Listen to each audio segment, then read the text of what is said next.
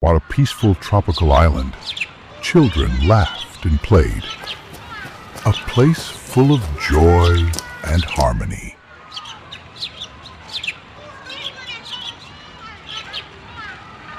But one day, the sky darkened. A mysterious storm appeared. And with it, a giant. Terrified, the villagers fled. The giant's towering presence shook the ground. But deep in the shadows, a tiny hero was watching. Brave, fearless, ready. He raced toward the storm, his heart beating, not with fear, No one hurts this but village hope. while I'm around. The giant raised his mighty fists, but Zeno didn't attack. He listened. He understood. The giant wasn't evil. He was cursed, lonely, and lost. Zeno reached out.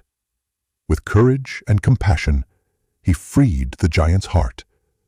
Darkness vanished. The island bloomed again, and now the giant smiles, the villagers cheer, and Zeno soars through the skies, knowing that sometimes true strength is kindness.